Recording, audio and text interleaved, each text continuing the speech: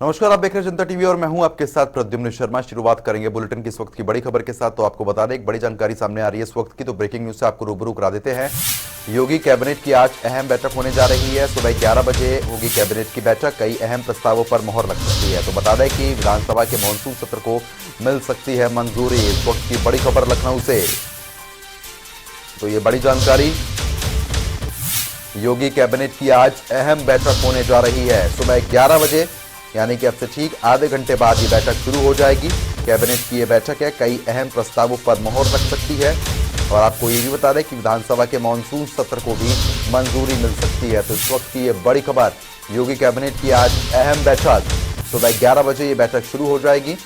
और आपको बता दें कि कई अहम प्रस्तावों पर मोहर भी लग सकती है और साथ ही साथ मानसून सत्र को भी मंजूरी मिल सकती है। तो ये बड़ी जानकारी हम आप तक पहुंचा रहे हैं। योगी कैबिनेट की आज अहम बैठक होने जा रही है। लखनऊ से इस वक्त की ये बड़ी खबर, सुबह 11 बजे शुरू हो जाएगी कैबिनेट की ये अहम बैठक। कई प्रस्तावों पर मोहर लग सकती है और आपको ये भी जानकारी दे दें कि मानसून सत्र को भी मंजूरी मिल सकती है।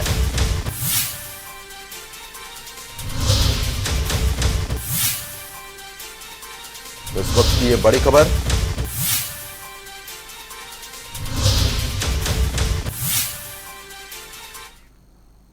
तो इस खबर पर ज्यादा अपडेट के साथ लखनऊ से हमारे संवाददाता अनूप कुमार सिंह हमारे साथ जुड़ गए हैं अपडेट के साथ। अनूप, जिस तरीके से 11 बजे बैठक होने जा रही है, जानकारी ये भी है कि कई प्रस्तावों पर मोहर भी लग सकती है और मानसून सत्र को भी मंजूरी मिल सकती है। क्या कुछ अपडेट मिल पा रही है इस बैठक को लेकर? देखिए, योगी कैबिनेट की काफी अहम बैठक मानी जा रही, क्योंकि इस बैठक में करीब 1 दर्जन से ज्यादा प्रस्ताव पर मोहर लगने वाली है। कैबिनेट मंत्री अभी थोड़ी देर में पहुंचने वाले हैं। 11 बजे लोक भवन में बैठक आयोजित होगी। उसमें मुख्यमंत्री योगी आदित्यनाथ की अध्यक्षता में बैठक होगी। सबसे जो बड़ा जो चर्चा का विषय है वो मानसून सत्र को लेकर के है, क्योंकि इस मानसून सत्र में अनुपूरक बजट भी पेश होना है। ऐसे में सरकार पूरी तैयारी कर रही है कि इस दूसरे सप्ताह में, सितंबर के दूसरे सप्ताह में इस मानसून सत्र को बुलाया जाए। इसमें आज कैबिनेट में जो मंजूरी मिल सकती है इस मानसून सत्र को लेकर के। उसको दूसरा बात करें कि जिस तरीके से लगातार जो इन्वेस्टर समिट को लेकर सरकार तैयारी कर रही है, तो इसमें कुछ विभागों को, नीतियों को लेकर के आज कुछ प्रस्ताव आ सकता है। विभागों में नीतियां लागू हो जाएंगी ताकि जो आने वाली इन्वेस्टर समिट है उसमें सरकार का जो लक्ष्य है वो पूरा किया जा सके। साथ ही साथ जो अर्थव्यवस्था को 1 ट्रिलियन इकोनॉमी को लेकर के सरकार, उत्तर प्रदेश सरकार का सपना है, वो पूरा किया जा सके। तीसरी बात के गृह विभाग से तमाम ऐसे जो संशोधन की जो प्रस्ताव को लेकर मोहर लग सकती है। करीब 1 दर्जन से ज्यादा प्रस्ताव है। अब फिलहाल 11 बजे के बाद जो कैबिनेट बैठक शुरू होगी उसमें पता लगेगा कितने प्रस्ताव इसमें रखे गए।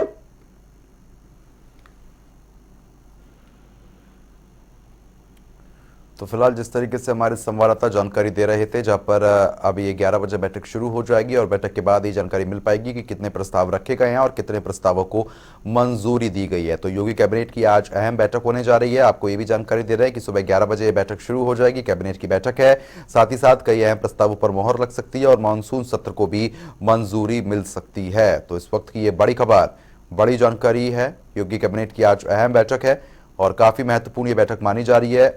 सुबह 11 बजे ये बैठक कैबिनेट की शुरू हो जाएगी। खबर पर अपडेट के साथ हमारे संवाददाता अनूप कुमार सिंह हमारे साथ लगातार बने हुए हैं। अनूप, जिस तरीके से कई प्रस्ताव भी रखे जाएंगे, मंजूरी भी मिल सकती है, और क्या कुछ अहम रहेगा इस बैठक में? देखिए, तमाम जो प्रस्ताव है वो रखने की तैयारी है। जल विभाग से कोई प्रस्ताव हो सकता है, स्वास्थ्य चिकित्सा विभाग से कोई प्रस्ताव की मंजूरी मिल सकती है। और सबसे बड़ा जो इस समय सरकार का जो एजेंडा है ओबीसी को लेकर, अभी मुख्यमंत्री योगी आदित्यनाथ ने आंकड़े मांगे थे सभी विभाग से कि कितनी ओबीसी की भर्ती हुई है। इन सब तमाम चीजों को लेकर के इसमें कैबिनेट में हो सकता है कोई प्रस्ताव आ जाए। दूसरा, लगातार जिस तरीके से सरकार प्रयास कर रही है कि उत्तर प्रदेश को जो है एनसीआर के तर्ज पर विकसित किया जाए, उसमें आसपास के जो जिले हैं उनको उसमें शामिल किया जाए, ताकि जो उत्तर प्रदेश का जो रोजगार है वो बढ़ेगा। और पूर्वांचल से जो बिहार तक के जो लोग दिल्ली जाया करते हैं वो कहीं न कहीं उत्तर प्रदेश की राजधानी में ही रुके, ताकि लगातार इस तरह की अर्थव्यवस्था मजबूती मिले प्रदेश को। बिल्कुल अनूप, लेकिन जो सरकार के जो खास प्रोजेक्ट चल रहे हैं उनको लेकर भी इस बैठक में मंथन हो सकता है? बिल्कुल, सरकार के लगातार इस तरीके से प्रोजेक्ट हैं उन पर भी मंथन हो सकता है। साथ ही साथ उन पर मंजूरी लगातार मिलती आई है। और दूसरा, जिस तरीके से लखनऊ में जो मेट्रो है ब्लू लाइन को लेकर दूसरे जो समिट मांगा गया है उसको लेकर भी इसमें प्रस्ताव में शामिल किया जा सकता है। तो सरकार के जो मुख्य रूप से जो एजेंडे चल रहे हैं उन पर लगातार सरकार की उस पे निगाह रहती है। मुख्यमंत्री योगी आदित्यनाथ खुद उस पे एक्टिव रहते हैं। तो आज कई अहम प्रस्तावों पर मोहर लग सकती है। फिलहाल 12 बजे के आसपास कैबिनेट की ब्रीफिंग होगी, उस पर जानकारी मिलेगी कि कितने प्रस्ताव रखे गए थे कैबिनेट में और कितने पास हो पाए हैं। जी चलिए ठीक है अनूप, हमारे साथ बने रहिएगा, आगे भी लगातार हम लोग आपसे अपडेट लेते रहेंगे। तो चलिए आगे बढ़ेंगे। इसी बीच एक और बड़ी खबर आ गई, आपको बता देते हैं। एक बड़ी जानकारी इस वक्त की एक और आ रही है, ब्रेकिंग न्यूज से आपको रूबरू करा दे लखनऊ से ही बड़ी खबर। होटल में अग्निकांड के बाद मुख्यमंत्री योगी आदित्यनाथ सख्त हो गए हैं। प्रदेश भर में आज से 3 दिन का विशेष अभियान चलाया जाएगा। पुलिस विभाग की ओर से अग्नि सुरक्षा अभियान चलाया जाएगा। तो आपको बता दें कि अग्नि सुरक्षा विभाग, जिला प्रशासन की समीक्षा भी करेंगे, नगर निगम, अन्य विभाग भी मिलकर समीक्षा करेंगे। अग्नि सुरक्षा मानकों के उल्लंघन पर कार्रवाई के आदेश भी दे दिए गए हैं। भवनों, प्रतिष्ठानों में उल्लंघन पर यह तत्काल रूप से कार्रवाई होगी। सभी प्रतिष्ठानों में सुरक्षा ऑडिट कराने के निर्देश दिए गए, क्योंकि जिस तरीके से होटल में आग लगी, 4 लोगों की मौत हो गई थी, उसके बाद ही सुरक्षा बेहद ज्यादा महत्वपूर्ण है, जिसको लेकर अग्नि विभाग भी यहाँ पर लगातार कार्रवाई करेगा और निगरानी रखी जाएगी। सभी प्रतिष्ठानों में, चाहे वो भवन हो, होटल हो, सुरक्षा ऑडिट कराने के निर्देश यहां पर दे दिए गए हैं। और सुरक्षा अगर लापरवाही की जाती है, सुरक्षा सही तरीके से नहीं होती है, तो उन पर कार्रवाई भी तत्काल रूप से की जाएगी। तो भवनों, प्रतिष्ठानों के में उल्लंघन मिलने पर कार्रवाई होगी। प्रतिष्ठानों में सुरक्षा ऑडिट के निर्देश भी यहां पर मिल गए हैं। तो लखनऊ से बड़ी खबर, होटल में अग्निकांड के बाद मुख्यमंत्री योगी आदित्यनाथ सख्त हो गए हैं। आदेश यहां पर मिल चुके हैं। प्रदेश भर में आज से 3 दिन का विशेष अभियान चलाया जा रहा है। दरअसल पुलिस विभाग की ओर से अग्नि सुरक्षा अभियान यहां पर चलाया जाएगा। अग्नि सुरक्षा विभाग, प्रशासन इसकी समीक्षा भी करेगा। और आपको यह भी बता रहे हैं कि अन्य विभाग भी मिलकर इसकी समीक्षा करने वाले हैं। अग्नि सुरक्षा मानकों के उल्लंघन पर तुरंत एक्शन होगा। अगर अग्नि सुरक्षा के जो मानक हैं उनके हिसाब से सुरक्षा पर्याप्त नहीं पाई जाती है भवनों में, तो तुरंत कार्रवाई की जाएगी। प्रतिष्ठानों में सुरक्षा ऑडिट के भी निर्देश दे दिए गए हैं। और आपको यह भी जानकारी दे रहे हैं कि पुलिस विभाग और अग्नि सुरक्षा विभाग इसकी समीक्षा भी कर रहा है। तो इस वक्त की बड़ी खबर लखनऊ से हम आप तक पहुंचा रहे हैं। पुलिस विभाग की ओर से अग्नि सुरक्षा अभियान शुरू किया गया है। अग्नि सुरक्षा विभाग और प्रशासन इसकी समीक्षा भी करेगा। तो इस वक्त की यह बड़ी जानकारी, अग्नि सुरक्षा मानकों के उल्लंघन पर तत्काल रूप से एक्शन लिया जाएगा। भवनों, प्रतिष्ठानों में उल्लंघन पर तुरंत एक्शन होगा। तो बता दें कि प्रतिष्ठानों में सुरक्षा ऑडिट के निर्देश यहां पर अब मिल चुके हैं। होटल में अग्निकांड के बाद मुख्यमंत्री योगी आदित्यनाथ सख्त हो गए हैं। अधिकारियों को सख्त निर्देशित कर दिया गया है कि जहां भी अग्नि सुरक्षा मानकों का उल्लंघन हो रहा है वहां पर तुरंत कार्रवाई करें। लापरवाही बिल्कुल भी बर्दाश्त नहीं की जाएगी। तो अग्नि सुरक्षा विभाग और इसकी प्रशासन इसकी समीक्षा भी करेगा।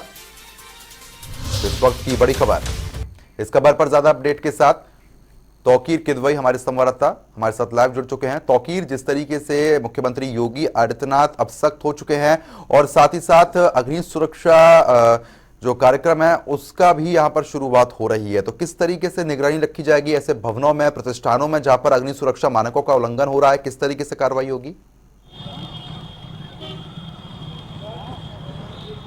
देखिए, इसमें पुलिस विभाग और इसके साथ ही लखनऊ विकास प्राधिकरण और जिला प्रशासन मिलकर इस अभियान को चलाएंगे। और खास बात है, मानकों का उल्लंघन हो रहा है और उन्हें चिन्हित भी किया जाएगा। फिलहाल अभी बताया जा रहा है कि करीब 118 ऐसे अस्पताल हैं लखनऊ के, जिनको नोटिस भी आज जारी किया जाएगा। और इसके अलावा आज जो दीवाना की बात करें तो होटल दीवाना के बाहर ही हम लोग खड़े भी हैं, जिसको लेकर ये पूरा मामला सामने आया है, जिसके बाद सभी विभाग अब अलर्ट मोड पर नजर आ रहे हैं। होटल दीवाना भी देखिए आप, कई तरह की टीमें आज यहाँ पहुंची हैं और आज एक बार फिर होटल दीवाना में यहाँ पर सर्च ऑपरेशन चल रहा है। पुलिस एक बड़ी तादाद यहाँ पर लगाई गई है। फिलहाल अभी कई तरह के और खुलासे होने हैं, क्योंकि जिस तरह से जब परतें खुल रही है और यहाँ होटल दीवाना की किस तरह से कागजात थे, किस तरह के यहाँ पर नियमों का उल्लंघन किया गया है, सब परत खुल रही है। फिलहाल कुछ ऐसे जो यात्री यहाँ पर जो रुके हुए थे वो अपना सामान लेने अब यहाँ पर आ रहे हैं। वो अपना, देखिए आप बैगों के हालात देख सकते हैं कि ये वो बैग है जो यहाँ पर अपना कमरों में रह गए थे। और आप हालात आप देख सकते हैं कि वो धुएं की वजह से वो बैग एकदम काले हो चुके हैं। तो कहीं ना कहीं ये तस्वीर बयान कर रही है कल के उस पूरे दर्दनाक भयावह हादसे की, जब यहाँ पर 4 लोगों को अपनी जान गंवानी पड़ी और करीब 9 से ज्यादा लोग भर्ती हुए। फिलहाल इस तरह का रेस्क्यू बहुत कम देखने को मिलता है। जब जिस तरह से कल पुलिस और आला अधिकारियों ने संज्ञान लिया और बड़ी तादाद में पुलिस ने सभी ने एकजुट होकर जो है करीब 24 से ज्यादा लोगों की जान बचाई। बिल्कुल तौकीर, लेकिन जिस तरीके से लापरवाही बरती गई थी, ऐसे में 4 लोगों की भी यहाँ पर मौत हुई थी, कहने की दुखद हादसा था। लेकिन ऑडिट करने के आदेश भी सरकार की तरफ से यहाँ पर मिल चुके हैं कि ऐसे प्रतिष्ठानों में ऑडिट करें और अग्नि सुरक्षा को लेकर तुरंत कार्रवाई करें। तो ऐसे में प्रतिष्ठानों में और जो भी भवन है उसमें क्या कुछ तैयारी यहाँ पर देखने को मिल रही है? देखिए, सबसे बड़ी बात है कि लखनऊ में सबसे ज्यादा जो नया चलन है वो निवाड़ा में, जिस तरह से आप देखिए ये लोहे की रॉड्स लगी थी और उसके अंदर शीशे की एक पूरी परत थी, यानी कि पूरा कंसील्ड ये एक इमारत थी। तो इस तरह की इमारतें लखनऊ में खासकर बहुत देखने को मिलती हैं और इसमें जब किसी तरह की घटना हो रही है, चाहे वो आग से जुड़ी हो, अगर इस तरह की कोई घटना होती है तो फिर उसमें बचाव और राहत कार्य बहुत मुश्किल हो जाता है, क्योंकि वेंटिलेशन सबसे बड़ी समस्या होती है और धुआं जब अंदर भरता है, क्योंकि 4 मौतें हुई हैं, चारों मौतें धुएं से हुई हैं, दम घुटने से हुई हैं। तो इस तरह की घटनाओं को रोकने के लिए फिलहाल ऐसी बिल्डिंगों को चिन्हित किया जा रहा है जो पूरी तरह से कंसील्ड है, जहां पर फायर सिस्टम ठीक नहीं है और इसके अलावा जहां पर वेंटिलेशन को लेकर अगर समय रहते जहां पर कार्रवाई नहीं की जा सकती है, तो ऐसी फिलहाल अभी इमारतों को चिन्हित किया जा रहा है और आज बड़े पैमाने पर इस तरह का अभियान भी चलाया जाएगा और उन इमारतों के खिलाफ सख्त कार्रवाई भी करते नजर आ सकते हैं अधिकारी। लेकिन अभी कुछ देर बाद ही फिलहाल अभी मान चलिए कि 1 से 1.5 घंटे बाद यहाँ पर जिला प्रशासन और उसके साथ ही जो पुलिस विभाग है और लखनऊ विकास प्राधिकरण के अधिकारी एक साथ ऐसी इमारतों पर नजर आएंगे। चलिए ठीक है तौकीर, बहुत बहुत शुक्रिया तमाम जानकारी हमारे साथ साझा करने के लिए। तो प्रदेश भर में आज से 3 दिन का विशेष अभियान यहाँ पर चलाया जाएगा। बता दें आपको कि पुलिस विभाग की ओर से अग्नि सुरक्षा अभियान की शुरुआत हो चुकी है और सभी मापदंडों का ध्यान रखा जाएगा। अग्नि सुरक्षा विभाग इसकी समीक्षा भी करेगा। आपको ये भी बता दें कि नगर निगम और अन्य विभाग भी इसकी समीक्षा करेंगे। मानकों के उल्लंघन पर तत्काल रूप से कार्रवाई के आदेश मिल चुके हैं। तो होटल में अग्निकांड के बाद मुख्यमंत्री योगी आदित्यनाथ सख्त हो गए हैं। तो वहीं बाराबंकी के रामनगर क्षेत्र में एक दिल दहला देने वाली घटना सामने आई है। यहां स्वयं सहायता समूह चला रही एक 32 साल की महिला ने जहरीला पदार्थ खाकर खुदकुशी कर ली है। मामले में एडीओ पंचायत पर यौन उत्पीड़न और गलत तरीके से संबंध बनाने के आरोप लगे हैं। महिला के पति ने एसपी बाराबंकी को शिकायती पत्र देकर कार्रवाई की मांग की है। मृतक महिला के पति ने आरोप लगाया है कि उसकी पत्नी को एडीओ पंचायत अभय शुक्ला ने शौचालय का केयर टेकर बनाने का लालच दिया। शौचालय का केयर टेकर बनाने के बाद एडीओ पंचायत उसकी पत्नी पर संबंध बनाने का लगातार दबाव बना रहा था। जब उनकी पत्नी नहीं मानी तो उसने शौचालय के केयर टेकर से उन्हें हटा दिया। इस दौरान एडीओ पंचायत महिला के अश्लील फोटो वायरल करने की धमकी देता हुआ पाया गया था और साथ ही साथ रेप की कोशिश की गई थी, जिसके बाद पुलिस ने एक्शन लेते हुए आरोपी के खिलाफ केस दर्ज कर लिया है और आरोपी एडीओ पंचायत की गिरफ्तारी के लिए तलाशी शुरू कर दी गई है।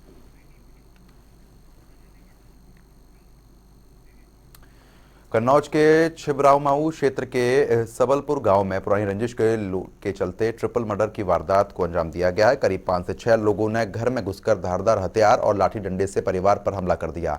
इस जानलेवा हमले में 4 लोग गंभीर रूप से घायल हो गए हैं, जिसके लिए इलाज के लिए उनको अस्पताल में भर्ती करा दिया गया है। वारदात को अंजाम देकर आरोपी घरों में ताला लगाकर फरार हो गए। घटना की सूचना मिलते ही पुलिस मौके पर पहुंची है।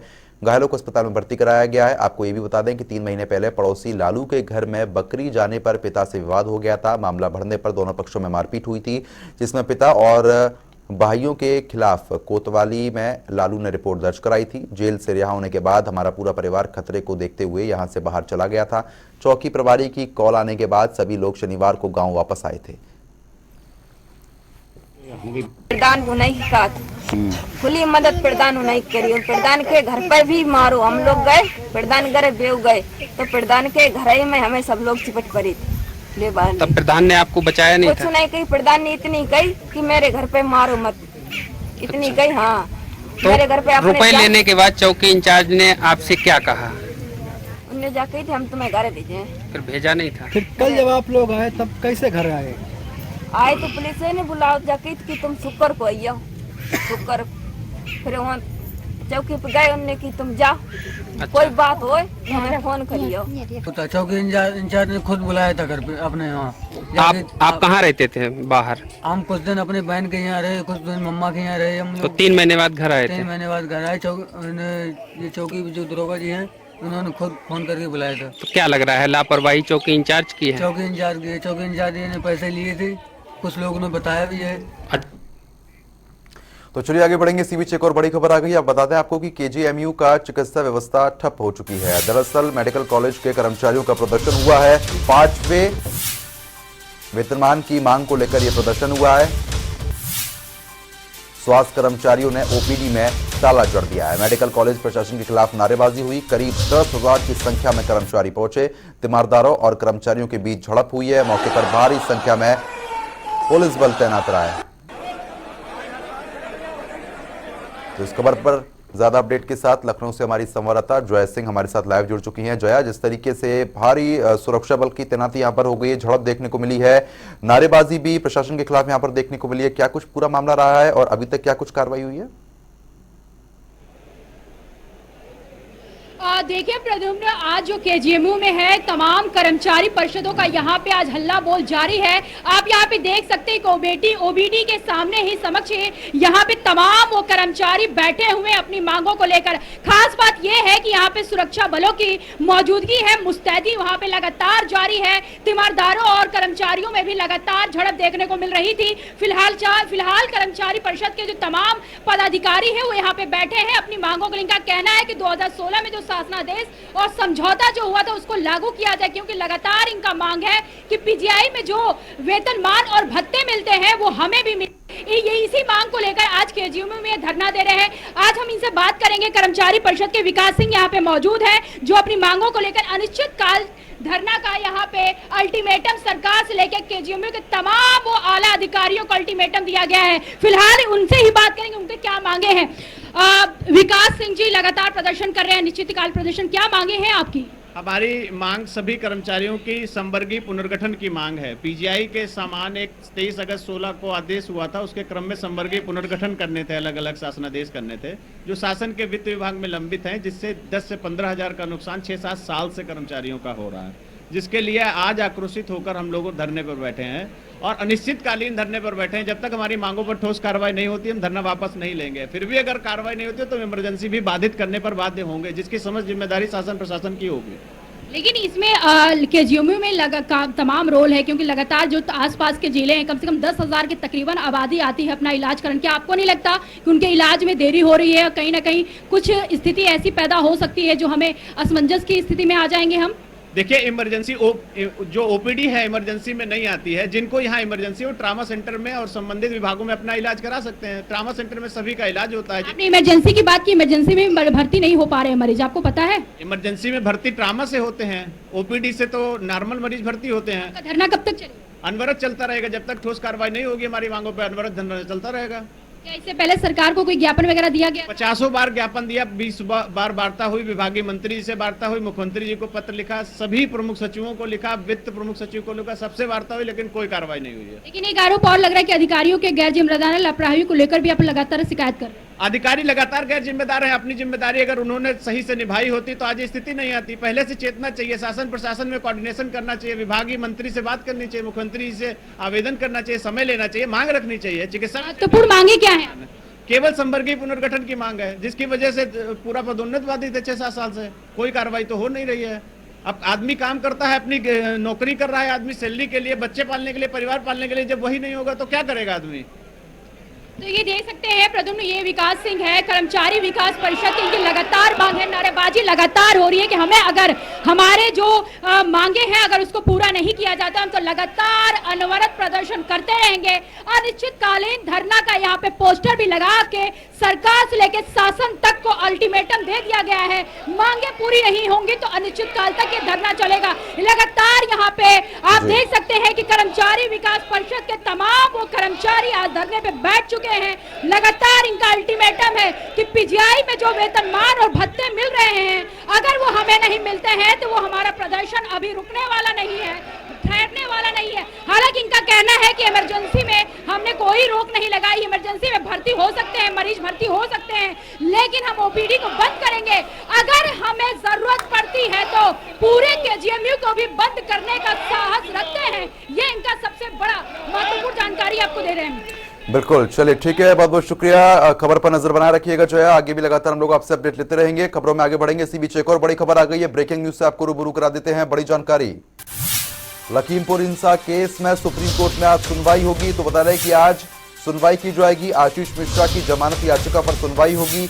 हत्या साजिश के मामले में मुख्य आरोपी है आशीष मिश्रा, जिनकी लेकर आज सुनवाई होनी है। लखीमपुर हिंसा केस में आज सुप्रीम कोर्ट में सुनवाई होनी है। आशीष मिश्रा की जमानत याचिका पर आज सुनवाई होगी। तो लखनऊ से इस वक्त की ये बड़ी खबर, हत्या साजिश का मुख्य आरोपी है आशीष मिश्रा। तो लखीमपुर हिंसा केस में सुप्रीम कोर्ट में आज सुनवाई होनी है।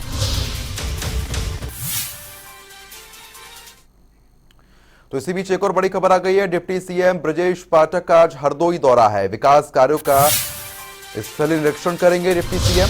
डिप्टी सीएम के अचानक कार्यक्रम से हड़कंप मचा हुआ है। 8 दिन पहले भी हरदोई आ चुके हैं डिप्टी सीएम। तो इस वक्त ये बड़ी खबर, डिप्टी सीएम के अचानक कार्यक्रम से हड़कंप मचा हुआ है अधिकारियों में। 8 दिन पहले हरदोई आ चुके हैं डिप्टी सीएम। तो हरदोई से इस वक्त की बड़ी खबर, डिप्टी सीएम ब्रजेश पाठक का आज एक बार फिर से हरदोई दौरा है। विकास कार्यों का करेंगे स्थलीय निरीक्षण भी यहाँ पर किया जाएगा। मुलाकात अधिकारियों से की जाएगी, कार्यकर्ताओं नेताओं से मुलाकात वो करेंगे। तो हरदोई से इस वक्त की बड़ी खबर, 8 दिन पहले भी हरदोई आ चुके हैं डिप्टी सीएम। बड़ी जानकारी, डिप्टी सीएम ब्रजेश पाठक का आज एक बार फिर से हरदोई दौरा। आज हरदोई पहुंचेंगे डिप्टी सीएम। विकास कार्यों का स्थलीय निरीक्षण भी करेंगे डिप्टी सीएम। आपको ये भी जानकारी दे दें कि अचानक कार्यक्रम उनका ये बना, जिसके चलते अधिकारियों में भी हड़कंप मचा हुआ है, क्योंकि विकास कार्यों का आज जायजा लेंगे डिप्टी सीएम।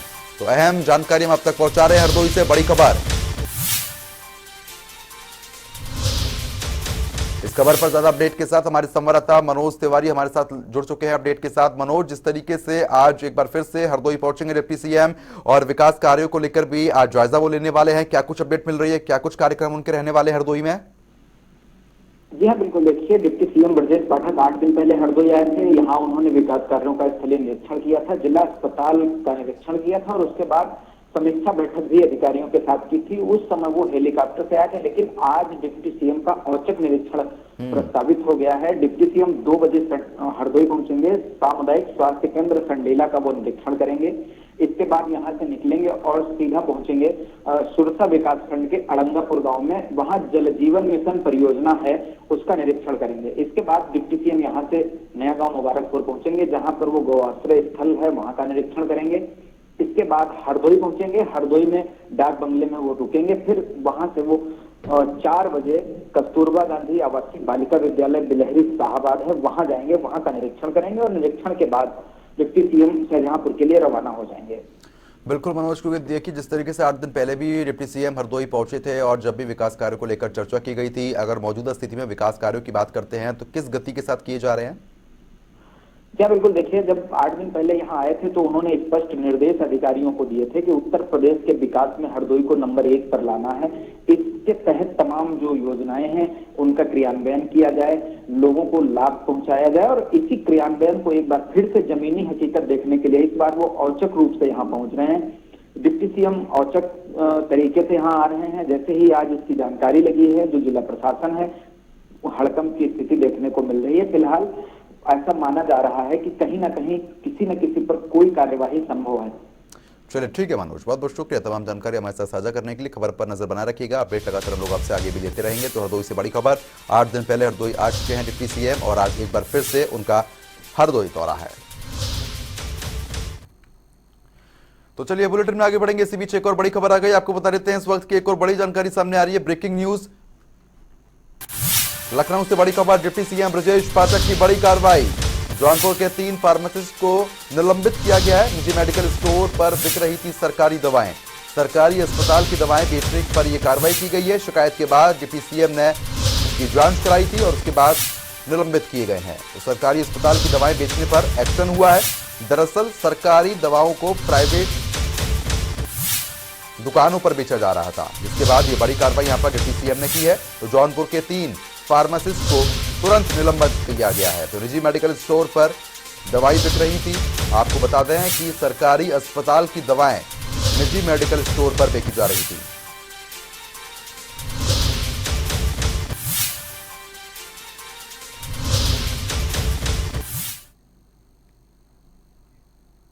तो इसी बीच एक और अहम जानकारी आ गई, आपको बता देते हैं कि मुख्यमंत्री पुष्कर सिंह धामी के आज कई कार्यक्रम है। दरअसल आसरा ट्रस्ट के आश्रय गृह का करेंगे लोकार्पण। तारीख 11 बजे पहुंचेंगे निवेशक सम्मान कार्यक्रम में। आपको ये भी बता दें कि शाम को सचिवालय में शासकीय कार्य करेंगे मुख्यमंत्री पुष्कर सिंह धामी। तो देहरादून से इस वक्त की बड़ी खबर,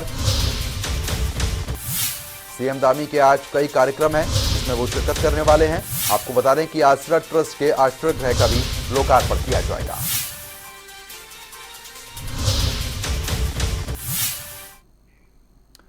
उत्तराखंड सरकार और शिक्षा विभाग की एक अनोखी पहल देखने को मिली है। बता दें कि राज्य में गरीब, अनाथ और कूड़ा बीनने वाले बच्चों के लिए राज्य सरकार और केंद्र सरकार के सहयोग से राज्य के प्रत्येक जिले में आवासीय हॉस्टल बनाए जा रहे हैं। इसकी जानकारी शिक्षा मंत्री धन सिंह रावत ने एक कार्यक्रम के दौरान दी है। उन्होंने कहा कि राज्य के प्रत्येक जिले में नेताजी सुभाष चंद्र बोस आवासीय हॉस्टल बनाए जा रहे हैं।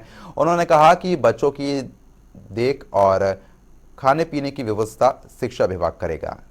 इस तरह नौनिहालों के भविष्य को देखते हुए राज्य सरकार ने बड़ा फैसला लिया है। उन्होंने कहा कि ऐसे में कोई भी बच्चा शिक्षा से वंचित ना रहे, जिसको लेकर अहम कदम लगातार उठाए जा रहे हैं।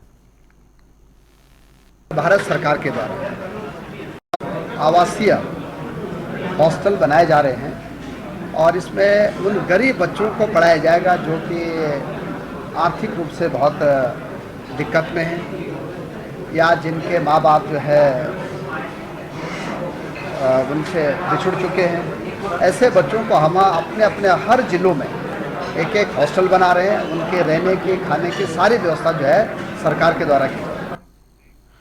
तो फिलहाल इस बुलेटिन में अभी के लिए सिर्फ इतना ही, लेकिन खबरों का सिलसिला लगातार जारी है। बने रहिए हमारे साथ। नमस्कार।